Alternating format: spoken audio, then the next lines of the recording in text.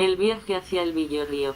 El Batey Boca Chula, habitado por varias casas pequeñas y dos caserones grandes, en los que se alojaban las mayorías de los trabajadores del ingenio, se postraba en un vacío inhóspito, que ocupaba inmensos cuadros de tierra árida sembrada de verdosas gramíneas, rodeado de árboles frutales en la falda de la montaña, y una empalizada de alambre de púas que separaba a los villorrios de los sembradíos de los frondosos centenos. Bajo la sombra de la noche, llegaban hasta sus calles los reflejos de luces del ingenio, que alumbraban algunos pueblos cercanos que parecían el traspatio a la fábrica. Los poblados protegidos por matas de acacias, de amapolas, de javillas y de eucaliptos cinchados, dejaban escapar por la noche ruidos lacónicos de las fiestas que se duplicaban entre las ramas, dispersándose por los tejados de las casuchas, techadas con piezas de zinc llenas de óxido, hojas de canas y pedazos de cartón viejo, que dejaban escapar residuos de su óxido que se mezclaba con el aire.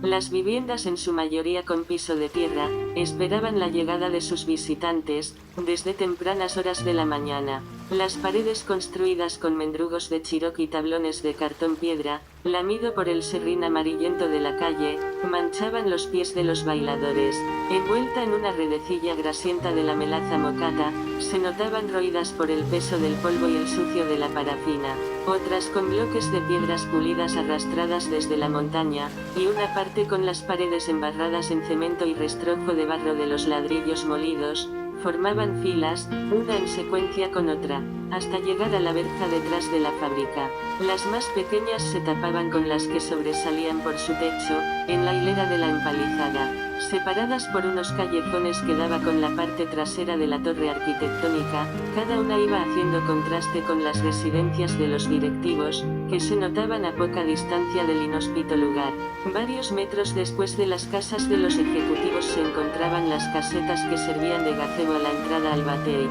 Las casas del residencial de los ricos, protegidas por la huerta de malezas raspadas amarillentas, se cercaban con hermosas verjas de acero plateado, con las puertas delanteras decoradas de cristal corrugados y las escaleras de entrada en marmolite, espejeando la calle hasta la vivienda de los pobres. En su frente, diseños arquitectónicos estilo barroco, y columnas cónicas que engalanaban con su fuente de fibra sintética, los grandes portones y dinteles de colores tropicales, carnavalescos y fiesteros, que le daban a cada una un aspecto gregoriano de un San Patricio lleno de dicha. Muchas de las casas gozando de amplios patios y espacios de recreación, donde se posaban las esculturas y cuadros de pintores y paisajistas de fama universal, con los que se adornaban cada pared, despertando entre luces y sombras una belleza sin igual, en lo que se agitaba el ánimo de los visitantes.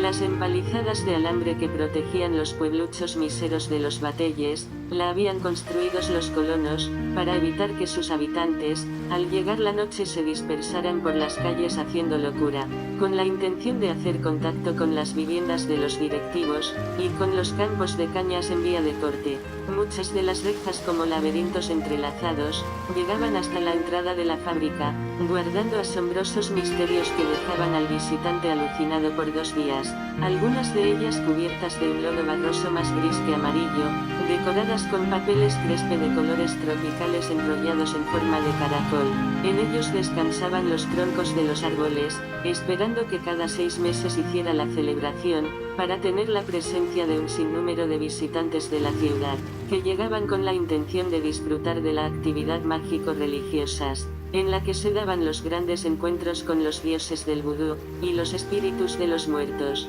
Las celebraciones, que duraban más de 3 semanas, eran arropadas por una variedad de marcas de bebidas que copaban el lugar por el largo periodo, incitando a los participantes a emborracharse para poder tener contacto con los seres del más allá. En ellas se mezclaban casi todos los habitantes del paraje, las cofradías de la comunidad, y los grupos de jornaleros con los extranjeros que llegaban en busca de milagros. Las fiestas en las enramadas se usaban para compartir la alegría de los participantes, y los homenajes a los loases.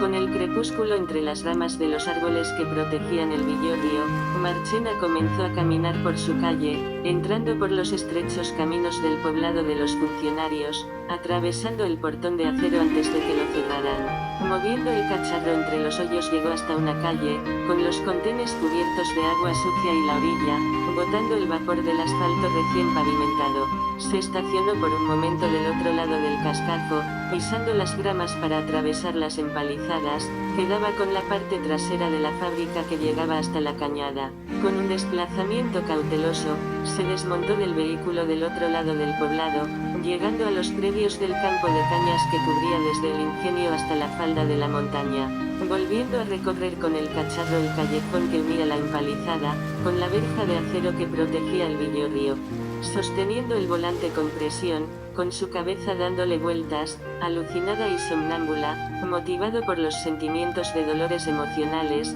se movió en el vehículo por la estrecha calle, observando el movimiento de las personas detrás de la empalizada, mientras miraba hacia las puertas de las casas, con el cerebro girando a su alrededor, un poco perdido, como seducido por un somnífero incierto que lo tenía flotando en el aire. Envuelto en una escuadra de pensamientos malignos, se detuvo en una calle llena de lodo para recordar cuál era su misión en ese lugar: buscar a la mujer que le había embrujado el pene a uno de sus mejores amigos. Al reaccionar de repente, giró el vehículo y volvió a entrar de nuevo al poblado de los ricos, por la puerta más próxima al ingenio. Buscando despojarse de su estado de apatía, desmontó del chirimbolo por espacio de 10 minutos para cruzar la calle principal e internarse en los jardines, mirar por las ventanas y descubrir cómo las personas se movían frente a sus casas haciendo galanteos, como si se burlaran de su presencia. Antes de salir definitivamente del Villorrio de los funcionarios,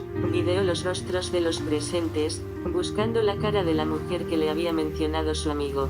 Miguel Meléndez, el hombre al que la mujer le había echado el embrujo, era un alto funcionario de la empresa estatal, que se encargaba de regentear el control de la producción en la industria de la caña en todo el territorio nacional. Enfermó por culpa de una dama, que según los testimonios del mismo funcionario, hacía vida en un poblado del Batey Bocachula. Sumido en la confianza, propia de un político narcisista, el funcionario se jactaba diciendo que ninguno de los habitantes del Batey por su posición en el estado se atrevía a hacerle daño. Sin medir el desenlace, se dejó caer en los brazos de una reina de la fiesta del Rara, en la cofradía del Villorrio. Marchena tenía la misión de encontrar esa madame, buscando con afán entre los compueblanos, en las fiestas, en los bares y en los cabarets. La dama de la que le había hablado su amigo era una geisha de belleza sin igual, con dotes y estilo de movimientos, poco común en una señora de baile mágico religioso.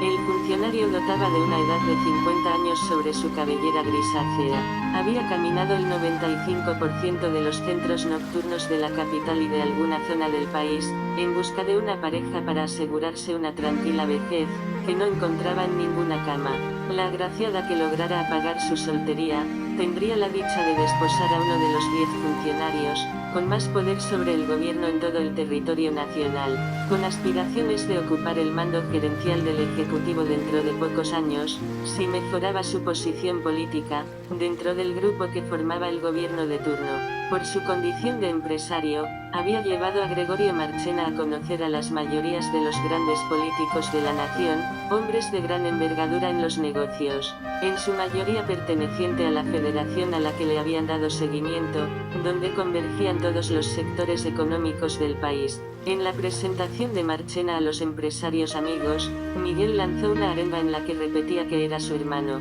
Fuera de los negocios se trataban como socios, con truhanerías y bribonadas, codeándose como compadres sin haber tenido nada que lo uniera a esa gracia. Compañeros de jugarretas nocturnas, realizando visitas a los bares de la alta urbe capitalina, y a los casinos más famosos de toda el área. Jugando al gato y al ratón con las mujeres de los cabarets, perdieron entre las dos grandes sumas de dinero, que luego el investigador recuperaba con el trabajo a los clientes, mientras Miguel lo hacía con el despojo de falsos impuestos a los productores.